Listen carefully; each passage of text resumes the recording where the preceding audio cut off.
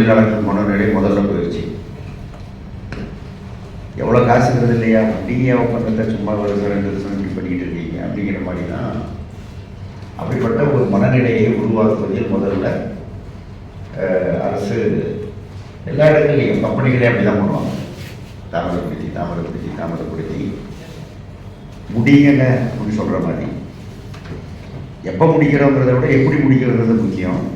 எப்படி முடிக்கணுங்கிறதையும் விரைவாக முடிக்கிறதுக்கு தொடர் கிளர்ச்சிகளும் இயக்கங்களும் முக்கியம். அது ரெண்டையும் இணைச்சி எப்போ சிறப்பாக செய்ய முடியுதோ அப்போ தான் நம்ம வந்து ஏதாவது பண்ண முடியும்.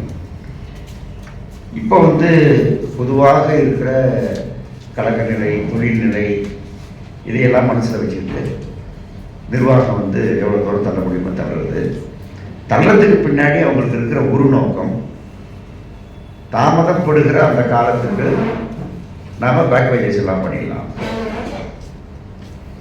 இந்த பின்னீட்டு சம்பளம் இல்லாமல் பண்ணுவது என்பதே அவங்களுக்கு ஒரு பெரிய லாபம். கிட்டத்தட்ட 500 கோடி நமக்கு வர வேண்டிய பணம் நம்ம பைக்கு வந்துருக்கணும், அல்லது நம்ம ஆர்எஸ் போடும்போது வரணும். அது வரல. இந்த 500 கோடியை நிறுத்துவது அப்படிங்கிறதே வந்து ஒரு அரசுக்கு வந்து அசிங்கம். உழைச்ச காசை நான் கொடுக்க மாட்டேன் அப்படின்னு சொல்றது அரசு பண்ணல. கொரோனா நேரத்தில் நம்ம பண்ணதுங்கிறது வேற. அப்போ தொழிலுக்கு பிரச்சனை, நமக்கு பிரச்சனை, வண்டி ஓடலை, அதில் ஏகப்பட்ட இது வந்தது, நஷ்டம் வந்தது நமக்கு தெரியும். அப்படிப்பட்ட ரொம்ப தவிர்க்க முடியாத ஒரு வித்தியாசமான ஒரு நிலைமைங்கிறது வேற. இப்போ எதுவும் அப்படி இல்லை.